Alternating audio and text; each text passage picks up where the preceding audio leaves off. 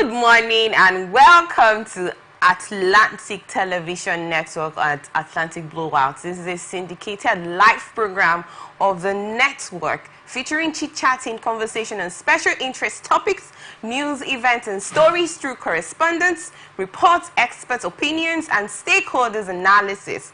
Today we'll be looking at several stories from Rivers State. NSCDC uncovers new method of smuggling oil.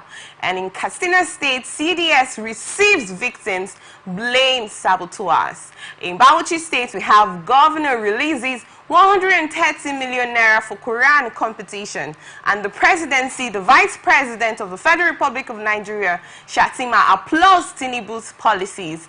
And we have that the federal government plans on manufacturing of vehicle spare parts, and we have Nigeria's reforms ineffective. This is coming from IMF, and we have adjust your food hike this festive period. The president's wife, Remi Tinubu, addressed the women of Ebonyi State.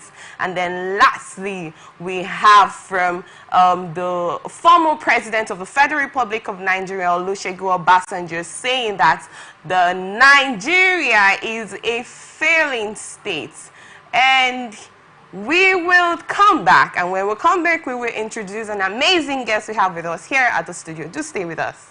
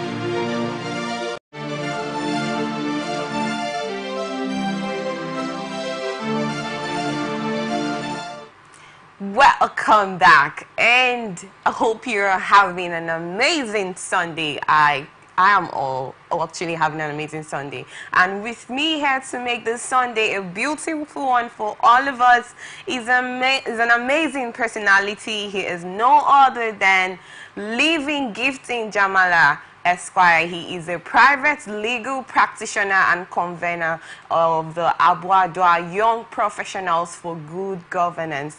It's a pleasure to have you here with us, sir. Good morning, Chidima, and happy Sunday to you. Good morning. You're welcome. Happy Thank Sunday. you for having me this morning. Thank you. Thank you for being here. And right away, we will dive into the stories of discussion. NSCDC Commandant in River State, Joachim Okafor, while releasing a statement at the command head office in Port Harcourt, revealed that oil thieves now convey illegal petroleum products with sports utility vehicles, SUVs, to beat the vigilant eyes of men of the call. He said men of the command's anti-vandal units on patrol intercepted 3 SUVs laden with unquantified adulterated gasoline oil, otherwise in an AGO, popularly known as diesel, in all the border local government areas of the state. Commandant Okafor explained that the NSCDC River State Command's anti-vandal unit was on patrol at Iche border in Iche local government area in River State. On sighting the patrol team, suspected illegal oil bunkers abandoned a Toyota Sequoia Jeep fully loaded with AGO, popularly called bullfire diesel, and escaped into a nearby bush. The anti-vandal team also experienced a similar incident at Umugu community in Omuma local government area of the state when some suspected oil thieves took to their heels as they saw the men of NSCDC on patrol for fear of arrest. They quickly jumped out of the 2 Sequoia Jeeps they were using to convey the adulterated product and ran into a close-by forest. The NSCDC boss noted that the suspects who are on the run will soon be apprehended, adding that the seized vehicles and the petroleum products will be fortified to the federal government. He assured that with the collaborative efforts of citizens, the command will not relent in securing critical national assets, including pipelines, against vandals and crude oil thieves, who he noted are enemies of the country. The NSCDC River State Commandant therefore warned oil thieves to delve into meaningful ventures, emphasizing that the command will not spare anyone apprehended. This is a story we have been hearing back and forth in River State about oil vandalization, the oil fire in quotes. I want to get your thoughts on this. What do you have to say about the story? The NCDC coming out to say is a new way of conveying these illicit products. It's something that I am wondering, because it's not strange to us. They're also aware of it. It's not coming for the first time. In fact, my only concern is that once in a while they use 1 or 2 persons as scapegoats to cover up their illicit activities, because I am aware that the NCDC and other security agencies are also complicit in these illegal trading of petroleum products. Why do you say so? Because it is obvious that you see sometimes security personnel are securing or escorting the products from the persons made that do not have the link to them are the ones always coming up to be the scapegoat in the circumstance. When we talk about bunkering in the Niger Delta and Nigeria generally, they are being spearheaded by high-ranking military men, high-ranking security agencies, and high-ranking personnel, even in the presidency and even in government house of River State. In fact, the kingpins in River State are being protected by this set of persons. So, just a few.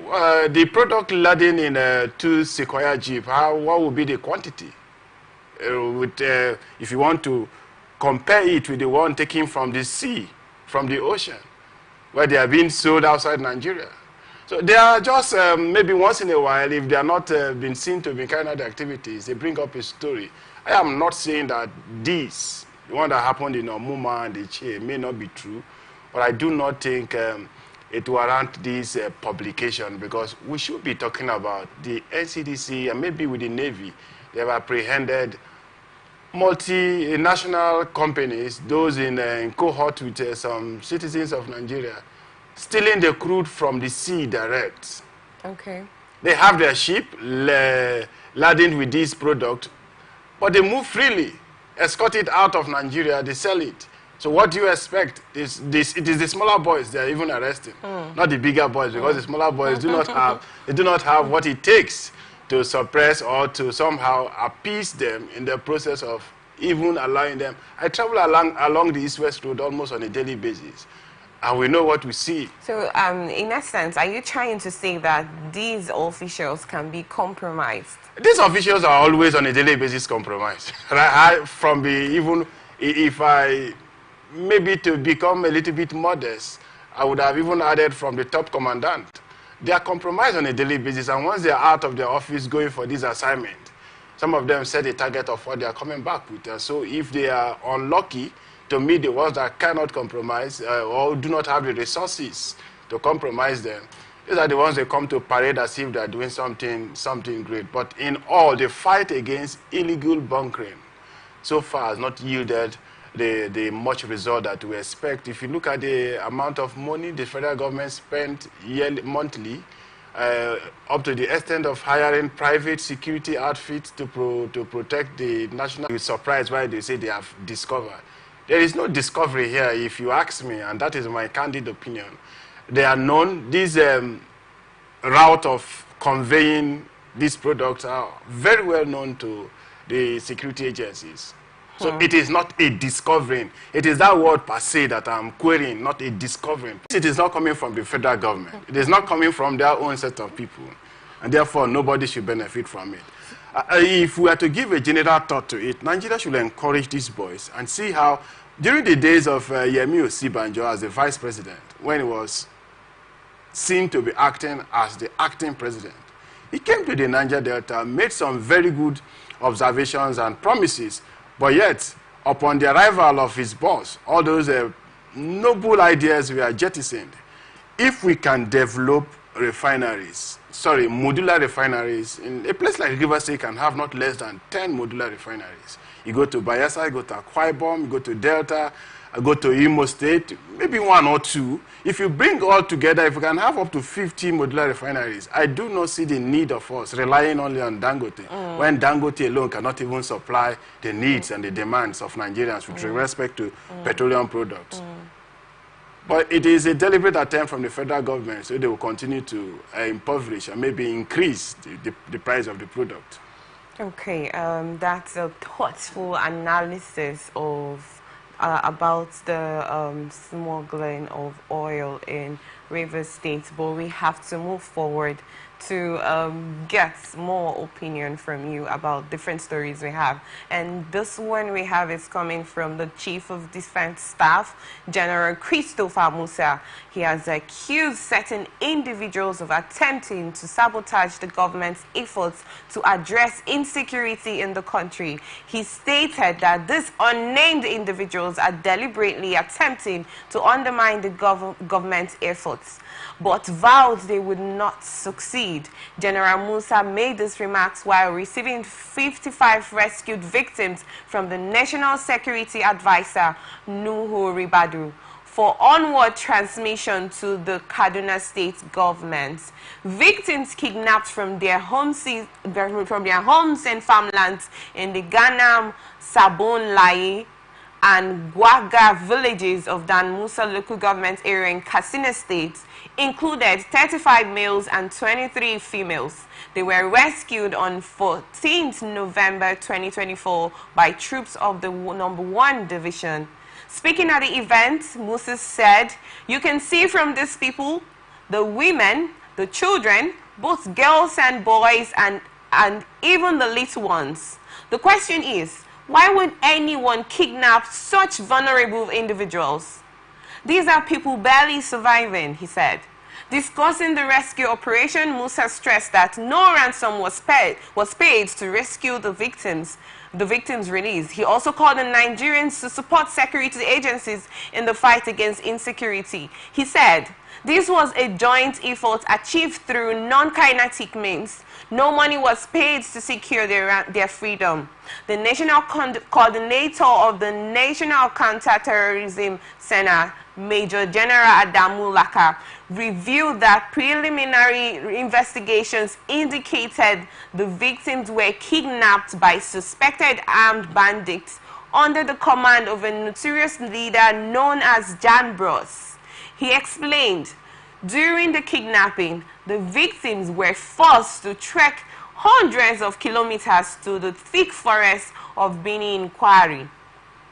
Victims were provided with all necessary supports for their stabilization, including rehabilitation and medical checkups. 6 victims were admitted to the hospital but have recovered and joined to their respective families.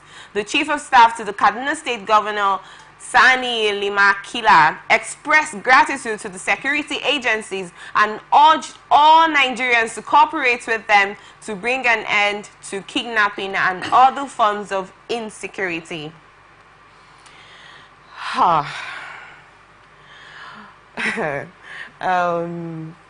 Leaving Kamala, this case of insecurity is a situation that's been going on and on and on and on in the country right now, and it's more like nobody is safe, especially in the north. Like people barely go to their farms, they barely go to places where are considered dangerous. There's no free movement anymore. I don't know, what do you have a thought about this insecurity going on? It doesn't mean that they are not safe. Does it mean that everyone have to live in fear? Does it mean that you don't have to do things to earn a living? Does it mean that you're not free to do things you regularly do? What do you have? What is your thought about this issue of insecurity? I will continue to say that the issue of insecurity, especially in the north, has overwhelmed our security forces, our security agencies. Insecurity in the north has overwhelmed them, has challenged them to the far end of the world, that they do not have any new ideas on how to fight these terrorist groups. For whatever nomenclature you give, whether they are terrorists, they are bandits, or for whatever name you want to give them, they are all criminals. Now, for one thing is, when I read this story, I asked myself, why should it be that the advisor, national security advisor, should be the one handing over these persons to the Army General? And according to him, no ransom was paid. It was never a part of those who rescued those persons, although men under their watch, the said of Division 1, rescued the persons and they were handed over to the National Security Advisor. Government has never been sincere with this issue of kidnapping. In fact, kidnapping in Nigeria has become a trade to some set of persons. It started in the Niger Delta in the late 1999 to 2001 during the reigns of Odili, when the Niger Delta struck a militant stroke, talking about resource control, the reign of Obasanjo as a president. You know, it became kidnapping expatriates for ransom, to the extent that it brought them down to kidnapping locals. Now, it went back, somehow the East took over it, when the East has its share of the difficult for us to handle our own internal security. It is so because the Army General talk about saboteurs or named persons. I am of the view that, yes, while we have some persons within the communities working for these criminals, we also have some men of the Nigerian forces working with these criminals. The other day, there was a viral video going around the media, social media, where a military man used his own rifle, sold his own rifle to the bandits. And so it was also giving information as to their movement to the other criminals, only to be discovered by some of them who are within that environment. So you see, we have saboteurs both in the communities, who are informants to do their daily menial jobs. Do you think that there's a motive behind them trying to there is go to the commoners instead of the expatriates, where Fine. they can, let's say they're actually looking for ransom, yeah? But because these commoners have no ransom to give to them. Yes, they do not have ransom to give, but they have products to give. Like what? They have the food materials to give, but that is not ultimately their intentions. Remember, the food of prices skyrocketed in Nigeria when the supply was lesser than the demand.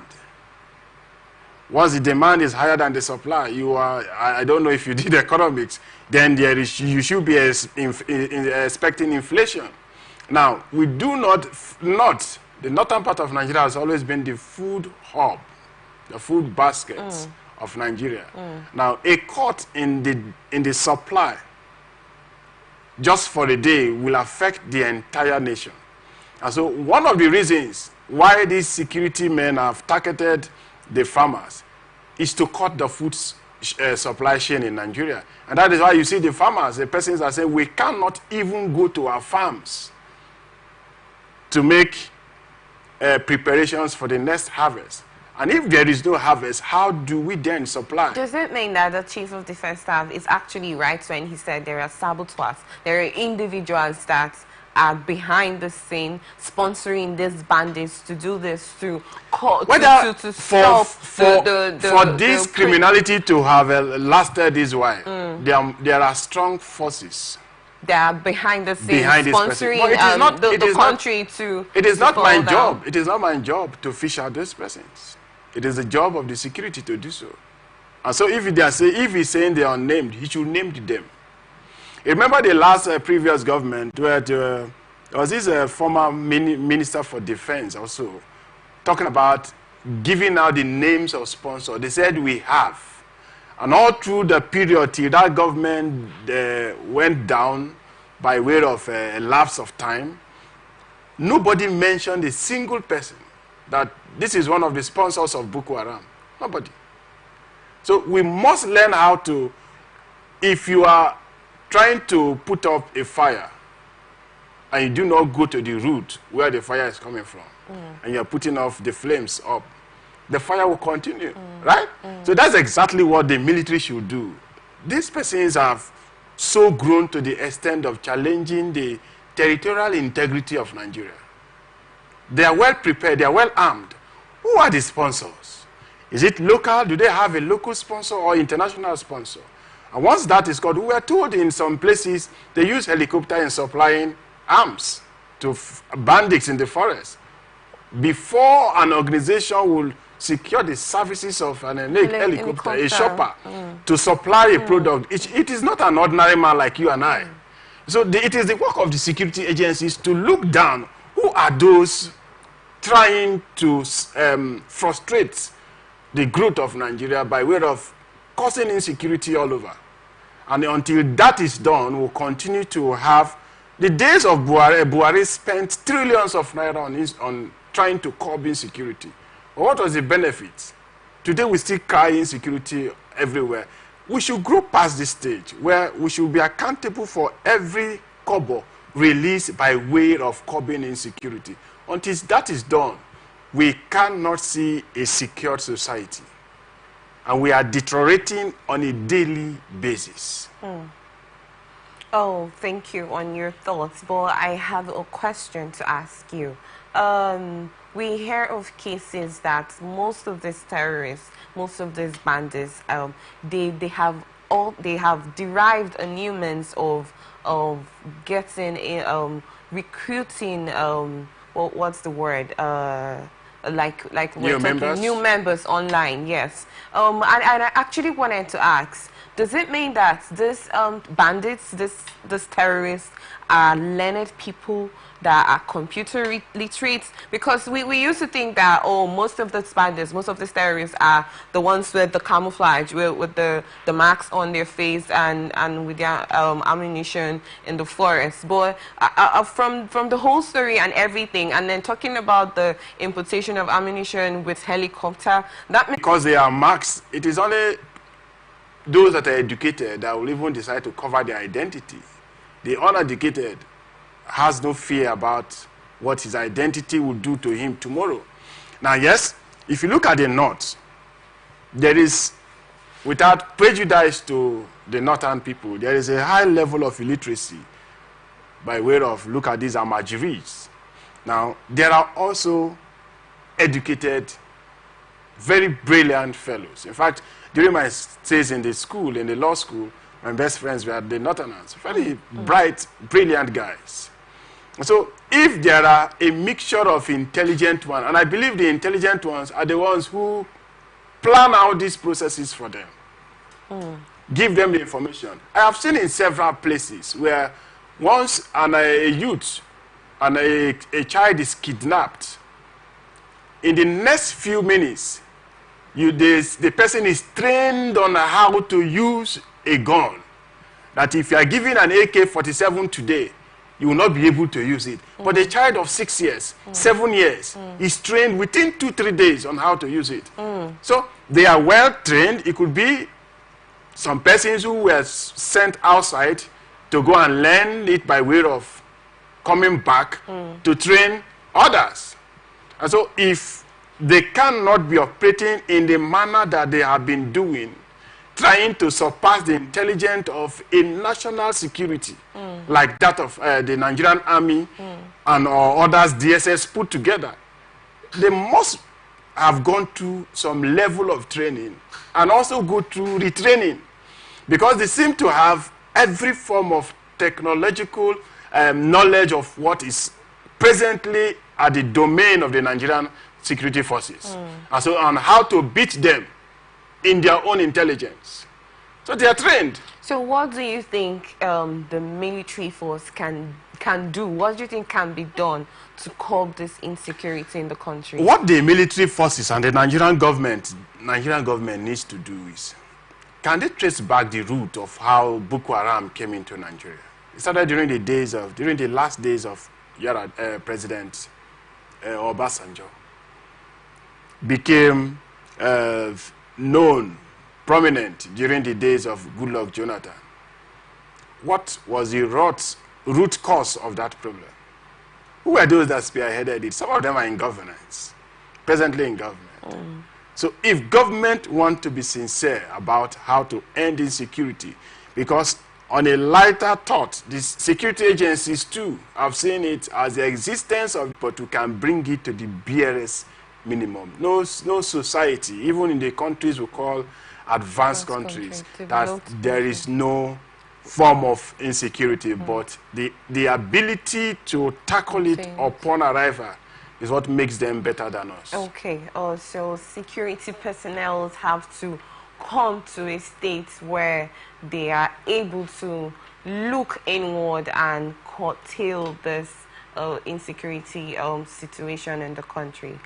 That is a good analysis. Thank you very much, Jamala. But moving forward, in Bauchi State, we have the Bauchi State Governor, Bala Mohammed, has disclosed the release of 130 million naira to the state organizing committee of the 39th edition of the state's Quranic recitation competition. Speaking at the opening ceremony of the competition on Saturday in Jama local government area of the state, the governor noted the government's support as an effort to inculcate the habits of Quranic memorization among youth of the state. Represented by the speaker, Bauchi State House of Assembly, Abubakar Suleiman, the governor said, the history of the Quranic recitation competition in Nigeria cannot be completed without Bauchi State, considering the record performance of the state's indigene who excels in various competitions, home and abroad. The governor, who enjoined the participants to see Quranic recitation beyond just competition due to its significant rewards, equally wished the committee a hitch-free exercise. On his part, while speaking at the event, the chairman of the state's Quranic recitation competition committee, Hassan Zango, commended Governor Bala Mohammed for the support the competition has been gaining from him over the years. He said, the committee is working hard to ensure that justice is done to the participants so that the states will continue performing excellently at both national and international levels. I would love to get your thoughts on this, please. It's very, I think, I commend the idea of the government for supporting the Quranic citation competition, to the extent that the level of what we call education here in the South is somehow different from the education the northern people, the northern who are mostly Muslims, they believe in. Their education is mixed with religion. Why on our own part of the South, our religion is different from the education that we receive, although there is an atom of religion in some of... Muslim? I am not a Muslim, I'm a Christian. But Christians have failed to carry out this kind of competitions. Okay, how about the formal, the recognized formal education? We are lacking in morals in Nigeria because some of the religious bodies have failed in their responsibilities. Yes, while we are in school acquiring the basic education that we require, the aspect of religion also plays a vital role in shaping the life of the children that will metamorphose into an adulthood. Okay. And so that is the angle I'm looking at it. Okay. We go to school to read and write, learn whatever we are told by this Western world. But the aspect of religion, I said their own education is married with their religion. Okay. But for the southern part, or for those who are Christians, they are different things altogether. We should be having, I think we do have the churches organizing Bible certain set of debates, right? To test the knowledge of participants on a particular area. That is the same thing with the competition. So it is form of promoting education limited to the Quran at this material time. Okay, so you're saying... So it will not preclude the government from also supporting competitions that has to do with science. Okay. It will not preclude the government from supporting education that has to do with arts. Okay. But for now, what is before them is the competition, the Quranic recitation that is before them. Okay. So yes, it's a good gesture, but the government should also replicate it in other areas like science and arts, commerce, and name them. Okay. I actually wanted to ask you, do you think this is a necessity at the moment in the country? Do you think that this Quran competition, because according to the story, 130 million naira has been released for this competition. Do you think this is a necessity right now? Is there a necessity in giving a scholarship to students? Okay. We're looking at, don't talk about the nation now, talk about individual. Bauchi State. Okay. For now. Okay. Peculiarities of different states makes their priorities differs, right? Okay. And so if one of the priorities of Bala Mohammed, the governor of Bauchi State, is to inculcate a sense of moral rightness in the peoples, and this is one of the way of doing so, why not? Okay. It is building, spending for today, building today for the tomorrow. Okay. The children who participate in these programs, who are the ones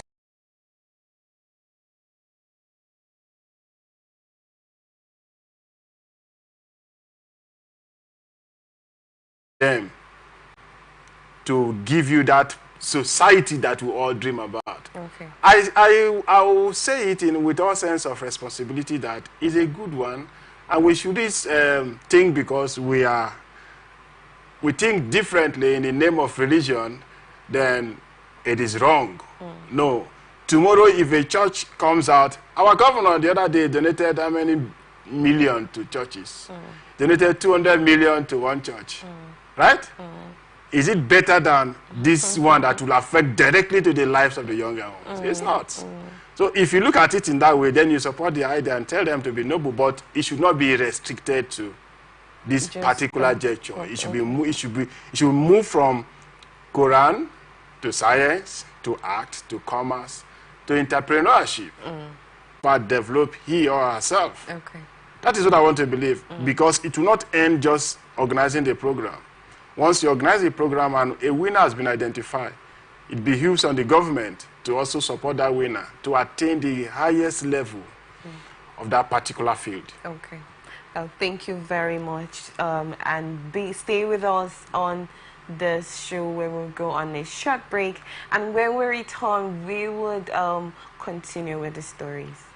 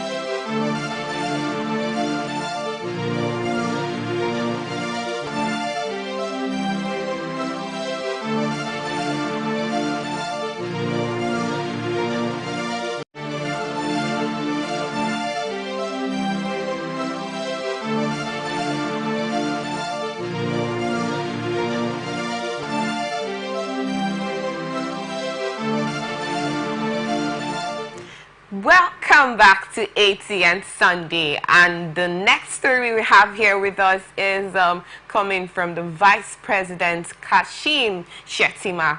On Saturday said, regardless of the challenges confronting Nigeria, the nation's economy was on the path of growth on account of President Bola Tinubu's policies and determination to transform the economy for all Nigerians. He charges presidential aides to assist the president to deliver on his mandate.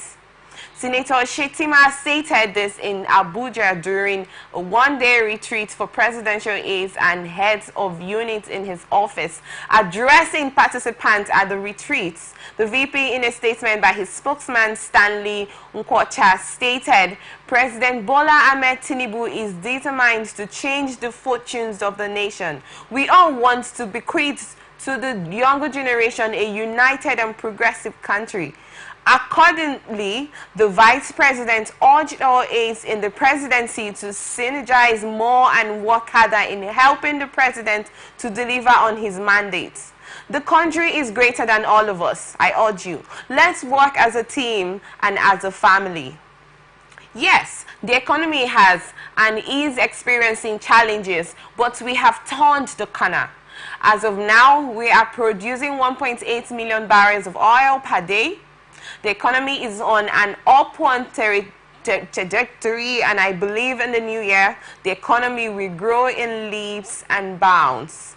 He said the whole essence of the retreat was to enhance strategic communication in the office, streamlining project funding and partnership, improving collaboration and synergy within the office, and enhancing collaboration with ministries, departments, and agencies. Present at the retreat were the Permanent Secretary in the State House, Mr. Olufusho Adebiyi, and Special Advisor to the President on Economic Matters, Mr. Tope Fasua, Senior Aides in the Office of the Vice President, Directors and Deputy Directors in the Office of the President, amongst others, were also present in this retreat. I would love to get your thoughts on this, coming from the Vice President of the Federal Republic of Nigeria, Shettima. Chidima, we are on a national TV, and I would like to restrict my words. Okay. I would have said the Vice President is living in a paradise full.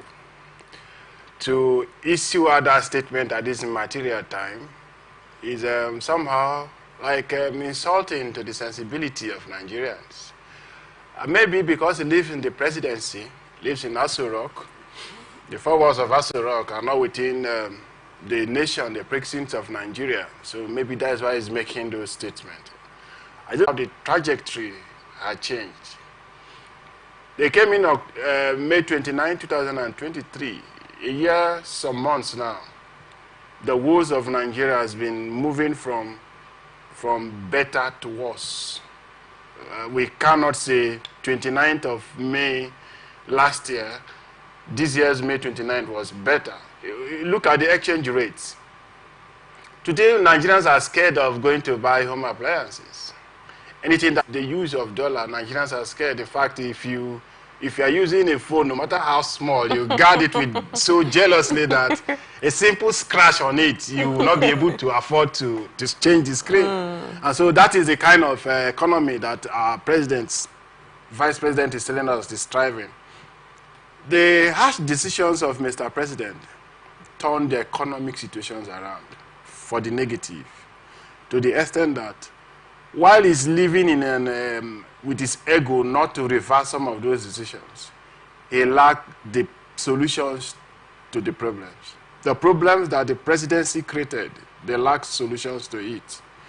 While Nigerians have graciously given the presidency the solutions to the problem, the I know it all syndrome, the supreme God, because it's the supreme God of Nigeria, has refused to change some of those policies. Fathers do err in decisions making to their children, right? And once they realize that, yes, I was wrong in taking this decision, it's to reverse that decision, and now nothing makes you less a father. In fact, it gives a better bonding and understanding between you and your son, or you and your daughter.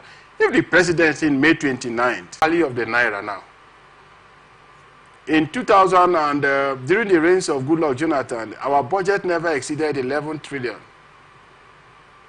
I'm aware the presidency is proposing a budget of 40-something trillion naira. Now, someone made a very good analysis that I bought into it. As at when Goodluck was presenting 8-point-something trillion naira a budget for the year, what was the value of the naira to the dollar? It was less than 100 naira. It was at most 130. Now, a dollar goes for 1,650 naira. So, the 8 trillion naira as of 2006, 2007, 2008 is far better than the 49 trillion naira budget of today, equivalent of 28-point-something billion dollars. So, the economy is nosediving. We do not need to go to Harvard School, we do not need to go to Lagos School, a business school, to know that we are going downward on a daily basis. So, for whatever that the president, through the vice president is making, it is not in tune with reality. And it better for him to come to understanding that it is difficult. We were talking about the elections of Ondo State, and some local government results trickled in, and some persons were asking, they were wondering who in Nigeria will vote a particular political party, despite what we are saying now. But is that political party in those two local governments that is winning? So the system is programmed to fail the people. The economic reality of Nigeria is far, far different. Negative testing for presidency. He said the subsidy was a scam. There was nothing like subsidy regime in Nigeria. When he came in, it moved from paying of tens of billions monthly into paying hundreds of billions monthly. Now we are paying about 1 trillion. Before the said removal, they were paying almost 1 trillion naira in a month for subsidy. So what prompted subsidy regime in Nigeria? None of them knew it, because they were not in government, they were in opposition, and they never had the knowledge of the reasons why the subsidy was made and how far it helped the ordinary man in the society down to the economy. Okay. Because whatever we produce today is what that trickles down to the economy. The taxes that we pay today is what that elevates the economy. And so if we do not have an understanding of how it works, we shouldn't speak. You should allow the Minister for Finance, Minister for Budget Planning, to discuss these things and not himself. When he talks, he should give us facts, so that when we check the facts, we're able to say, yes, there is something positive that we have seen so far. I wanted to ask, do you think that the vice president is not hearing the cry of the nation for him to say this? Or there are changes that are happening that we're not seeing or experiencing, and he decides to make this statement? The changes that are happening that we are seeing are the ones we are feeling it. Go to the streets of Port Harcourt, go to the streets of any city at all. In fact, go to the nooks and crannies of Nigeria. Ask them how they feel. In fact, you do not need to ask them, you see it on their faces. You see abject poverty, malnutrition everywhere. So those are the policies that we are... There was a statement the president made that the removal of the subsidy is to our own benefit, and eventually we will see the reason why he made this. Do you think that at the end of the year and getting into 2025, because the year ends in a month, do you think that we will see that benefit, or this country is still going to be the same way it has been? Do you think it has this plan sorted out before now for us? The plan was, there was never a plan for removal of subsidy. In fact, the president felt some set of persons were ripping the country off, which to a relative extent, I agree that there was a high sense of corruption in the subsidy regime. But you do not throw the baby with the bathwater. When you say there is corruption in the implementation of payment of subsidy benefits, why not deal with the corruption inside it and leave the policy? Now, I also agree that the subsidy ordinarily should be removed. But it has to be systematic. You don't just remove it in one day. If Nigeria has been paying, assuming Nigeria pays 80 naira per liter of PMS as subsidy, it can remove 50 naira and continue paying 30 naira. Why you are using the 50 naira that you have saved to work on the refineries? As it stands, none of our refineries is functioning. The plans to, they said they have spent how many $1 billion in revamping our refineries. The Port Harcourt refineries has been given several dates of commissioning. When the date approaches, the Minister for State Petroleum will change the goalposts, will change the dates. So for how many times he has given dates, Warri refinery is not working, Kaduna refinery is not working, the 2 refineries we have in Port Harcourt are not working. So what then? For 2 years. It took Dangote how many years to build a new refinery, not to refurbish. So if it took Dangote 2 years to build a new refinery, to refurbish the ones we have, ordinarily it shouldn't be more than 6 months. But the sincerity in government, sincerity of government in carrying out those activities is what we are not seeing. But the policies are there. That's why I say if you have made a mistake in outright removal of subsidy, why not admit that, yes, I may have erred in my decisions. I may have been hurriedly taking them. But going forward, I think we have to bring partial subsidy.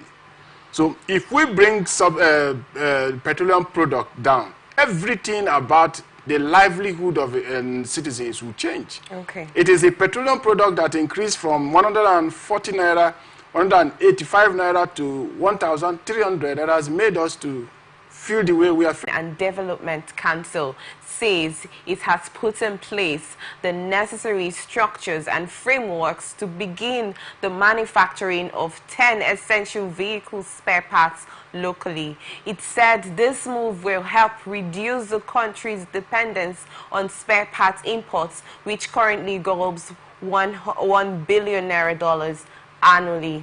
The NADDC Director General Joseph Osanipin, according to a statement on Saturday, disclosed this at an event to conclude a 2-week training of auto engineers and software automotive design in Abuja. The training boot camp focused on MIDA's NFX software for automotive design skills. Was organized in collaboration with MIDA's IT Corps of South Korea and trained 15 participants. Speaking, the DG, represented by the Directorate of Research, Design and Development, Fidelis Achieved, noted that the council is ready to produce spare parts for over 11 million vehicles plying Nigerian roads. He also said the council is working to achieve a local assembling component of 40% from less than 1% assembly capacity currently. This is actually a new development in the country. I don't know how this will work, but I would love to get your thoughts on this. Ideally, when you're looking at the story, you should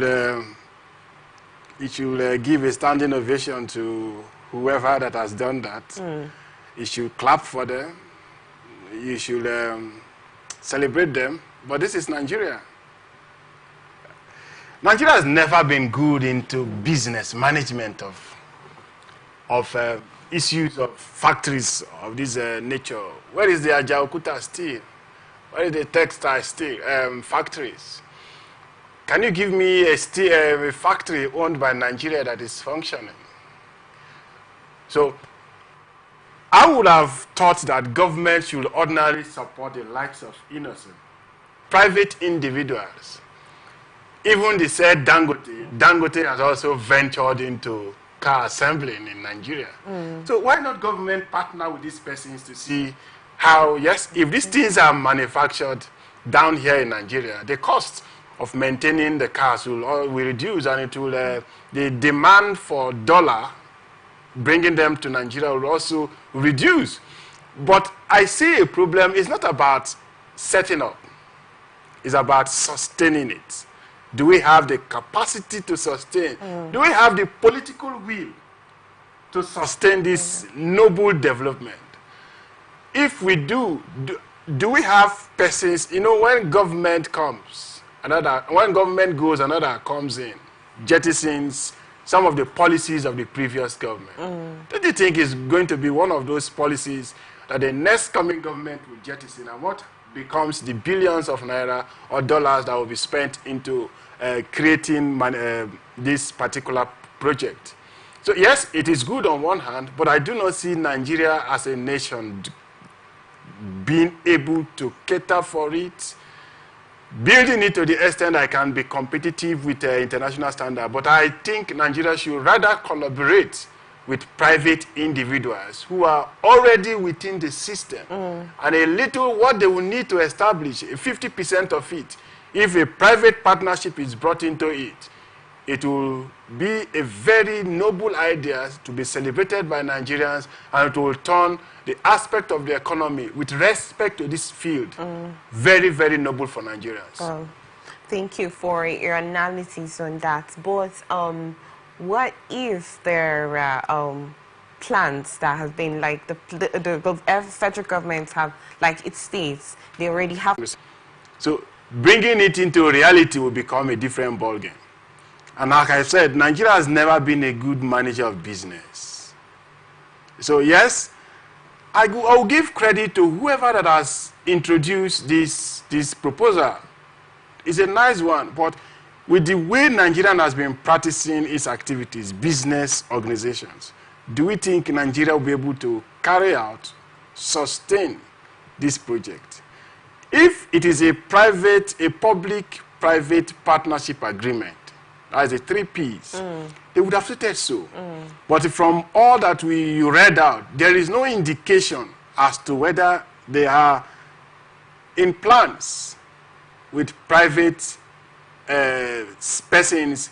Outcome of this plan, what the turnout would be, but we have to move forward. This one is coming from the International Monetary Fund. The latest outlook report of the International Monetary Fund, IMF, for sub-Saharan Africa has indicated that the broad-based economic reforms embarked upon by the current federal government are still struggling for a positive impact 18 months after commencement. Stakeholders in the food sector have indicated that the reforms have failed to uplift the necessities of life in the country. The IMF report rolled out yesterday acknowledged a few countries that have recorded little success in reforms, but Nigeria was not mentioned. Rather, it mentioned Nigeria amongst those failing to meet desired results. According to the reports, the average economic growth rate in the region would remain at 3.6% for the full year 2024, but Nigeria's growth rate, put at 3.19%, is below this average. Presenting the report at the Lagos Business School, Deputy Director Catherine Patilo indicated that macroeconomic imbalances in the region have started reducing with notable improvements in some countries, but some excluded Nigeria in the good news.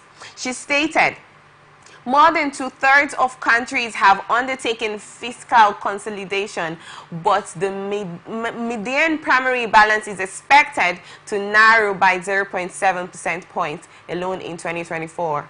And these have included notable improvements in Cote d'Ivoire, Ghana, and Zambia, among others. Nigeria's inflation, which had slowed down in July and August, returned to uptrend in September 2024 with further rise in October, while analysts predict that November and December would sustain the uptrend. Also, at current 33.8%, Nigerians' inflation rate is largely off the 21% target for 2024. The IMF report actually mentioned Nigeria as one of the countries that have been unable to tame inflation. Nigeria has recorded the worst exchange rate instability and local currency depreciation so far this year. The IMF report also highlighted the impact of debt burden of fiscal stability, listing Nigeria amongst the suffering countries.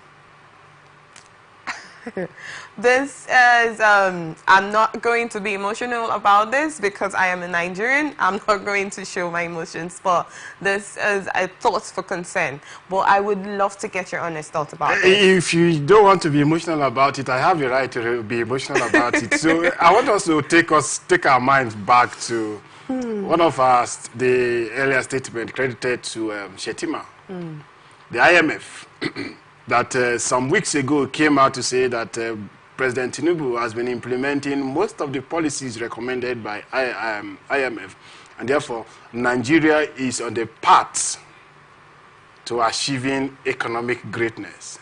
Today, they're bringing out a report contradicting what they said and also what the vice president said, that Nigeria is at the path of economic growth, economic recovery. By this statement alone, it is obvious and it's clear to everybody that hard times still lies ahead. And so what then is the way forward? When the president came in and they brought in the governor of Central Bank, we thought that an angel was brought from heaven to salvage the wrath or the remedies of Emefiele, what Emefiele did. But it does appear that Emefiele seemed to understand the economy far better than the President Cardoso, the CBN governor. And so the economic team of Mr. President must be intentional in their policies. And for everything that they will do to assuage the sufferings of Nigeria, they have to do it. And if it does mean the president, although he has acquired those the jets, the yacht, and whatever lifestyle he wants to live, if it means leasing those things out to improve our economy, they are not too big a sacrifice a father would do to keep the family afloat. So what do we do not have an economic positive prospect in Nigeria. Okay. With the way things are going, the handlers of Mr. President's economic team must be, like I said, intentional. That is, if they are what they are onions. So we must learn to appoint certain persons must not be by political patronage. It should be for the benefit of the general good and not because maybe I was supported with ₦1 billion and so therefore I have to give you a contract, an appointment to in return pay you that ₦1 million. That's exactly what the president is doing and has left governance. Economic issues knows no political party. I may not have voted for Mr. President. You may have voted for Mr. President, but we are all suffering it. And so we go to the same market. IMF used to be the champion of President Tinubu's policies.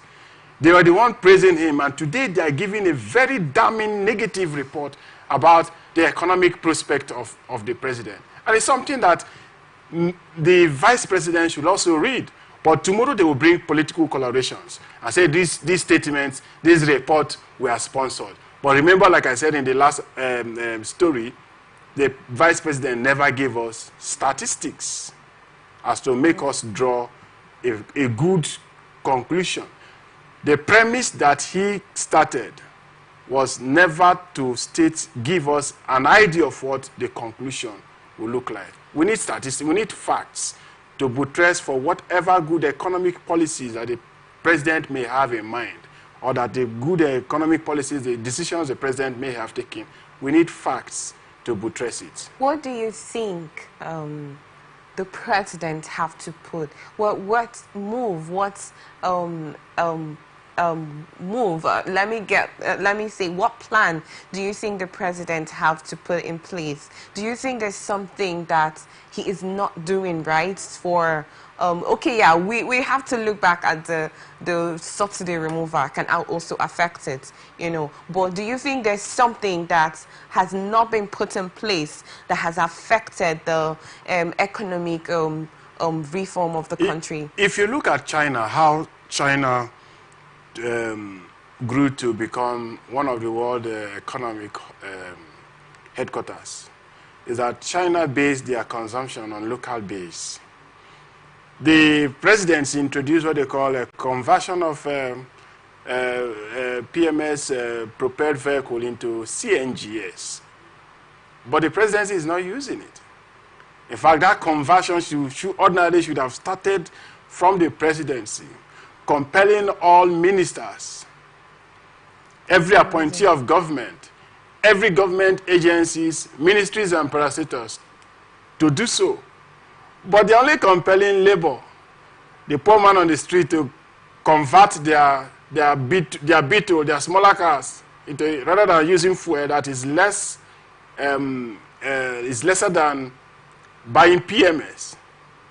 But the federal government, the president has not done so, not minding the safety of the persons, the safety in converting and the use of it. So we must learn, if we want to lead, we must learn to take some decisions by example. If the president can cut down, yes, the other day they brought out a policy statement that ministers are not permitted to move beyond a convoy of 3. And how is that implemented? Today we still see our ministers moving as though they were governors. There is no political will to carry out these activities. So I do not see the part, like I said, I'm not an economist, so I will not know what to advise the Mr. President, but we have... for us to get a stable economic reforms. But moving forward, this is coming from the First Lady, Senator Remi Tinubu. She has appealed to market women across Nigeria to refrain from undue increase in prices of food items as the Yellowtide draws nearer. Mrs. Tinubu made the appeal at the 2024 Ebonyi Women's Day celebration held at the Pangele Oruta Township Stadium, Abakaliki. With the Yellowtide season fast approaching, I want to plead with all of our market women to refrain from unfair hike in prices of food items during the festive period, she pleaded. Mrs. Tinubu donated a sum of 50 million naira to 20,000 wrappers, shoes and bags to support women, business of women in the States. She noted that the support was part of her Renewed Hope initiative and social investment program. The First Lady, who themed the celebration Uplifting Women for Sustainable Development, was apt, commended the women for supporting President Bola Tinubu and the state governor during the past elections. She also commented the state governor, Mr. Francis Nwufuru, for exceeding 35% in female appointees. I want to announce that he has also decided to empower 130 women in the states with 1 million naira each as business recapitalization grants. Recall that the First Lady had earlier inaugurated a 3.1-kilometer runway at the Wilberforce Kuba Okadibo International Airport, Onueke, in Ebonyi State. Mrs. Tinubu, in a remark at the event, noted that the runway was significant to the scheduled December 13th commencement of the commercial flight operations at the airport. Governor Nwufuru, while appreciating the First Lady for the visit, acknowledged the impact of the intervention programs in the states and thanked her for bringing dividends of democracy to Ebonyi women. This is a commendable effort from the Senator Remi Tinubu. But I would love to get your thoughts on this. I want to know the commendable side of it. She donated wrappers and 50 million naira. That is politics. We shouldn't be thinking that for the fact that our women were gifted with wrappers is something that one should clap hands for whoever that has done so. Wrapper that you're donating wrapper once in a lifetime, because I don't think she will go back to the nets. Nobody told her rapper is the problem of our women. So this political mindset of buying rappers to go and share to women, reducing our women as though they only know how to tie rapper, is something that we should do away with in this modern political activities or reign. Now, let me speak on her mindset that because of the Yellowtide, our market women will increase.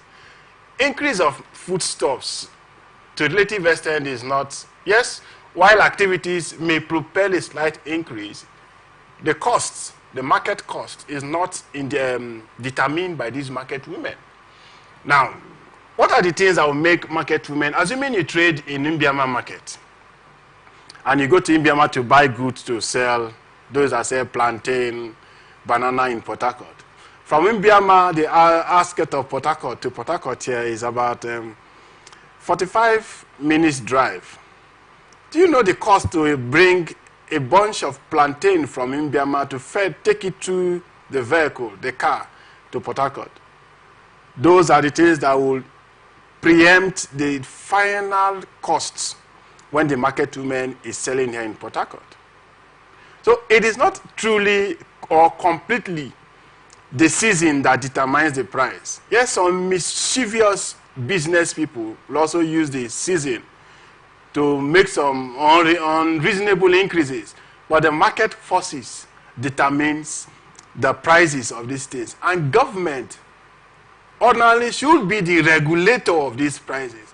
But because they have not placed the necessary instrument, modalities in regulating, checkmating the cost of this product, that is why she's making that statement. And the statement will hold no water. In fact, the woman will not even hear it. We are reading it because you people brought it. That's why we are reading it. I do not think if you ask 80% of the women who attended that program, whether they heard that, they never heard that. If I go to a market, I go to Onitsha to buy, assuming I deal on fabrics, and I go to Onitsha to buy my products. From Onitsha to Port Harcourt is how many hours? How much will I pay? What will be the cost of my transportation of this product down to Port Harcourt? And if it is far higher, I am told if you go to market today, the previous day is always better than the next day you are going. So the market forces is at play. And what are those things determine the market forces? The exchange rate is also there. The availability of the product is also there. For those of them that sell food products, you do not see those food products. Now, the few ones that you see, so many persons are on it to buy it. Okay, please hold your thoughts on that. So, in that sense, most of these hike in prices are caused by the subsidy removal, first off, and the exchange rates, and then most of the goods and services as those women purchase have been increased due to the transportation level. Yes, as I said, there are forces, market forces, and I didn't even talk about the subsidy removal. I talked about the exchange rate. I'm trying to get that to your notice. Do you think this is also part of the reason why the food hike is alarming right now? Yes, the removal of subsidy affected the price of goods and services. Now, a place where a market woman used to pay 30 naira to get the goods and you're now paying 150 naira, where would the 150 naira come from? It will be reflective on the product that you sell. Because you see these people pay at every point in time. Assuming you're coming from Yenagoa to Port Harcourt, you see over 15 to 16 police checkpoints. And each of these checkpoints, the vehicle owners is demanded to part a fee, a token with. Who do you think the money is coming from? It is from the businesswomen who are loaded with their goods.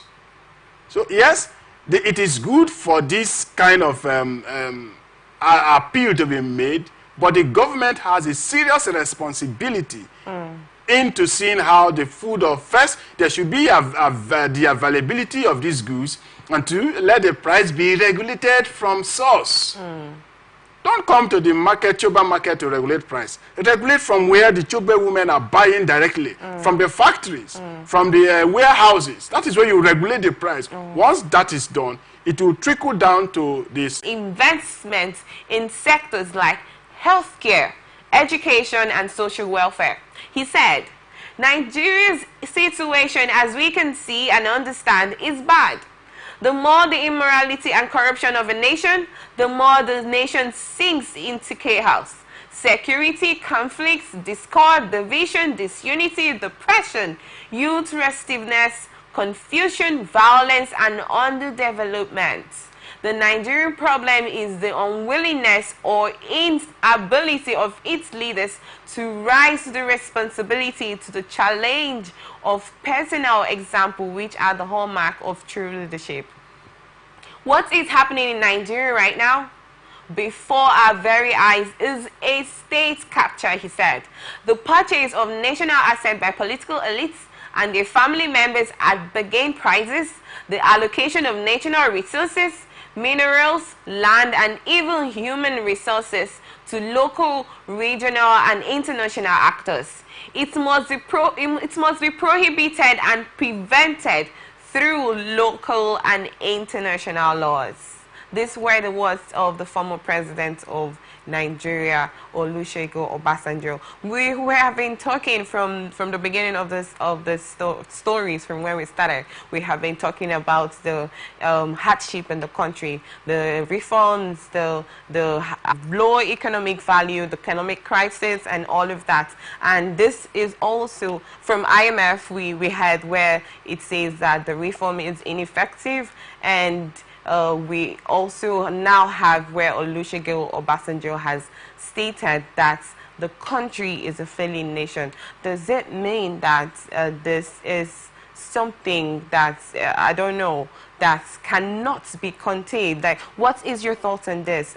Quickly, let's just get your quick thoughts on this quickly. Yes, time will fail us to look deeply into the statement of the revered elder statesman, former President Obasanjo. I was smart president. We are in their need of good governance. And how do we get it? Ondo just conducted the election. It was the reign of Naira. The citizens were willing to accept it. The citizens were willing to receive it. And so it will continue even in 2024. And if you continue in that attitude, we will continue to have the likes of the present president wielding power to a successor who would be like him or worse than him. So I agree with Mr. President. Nigeria is in their need of serious economic reforms. But can we get it within this government? That I cannot tell. So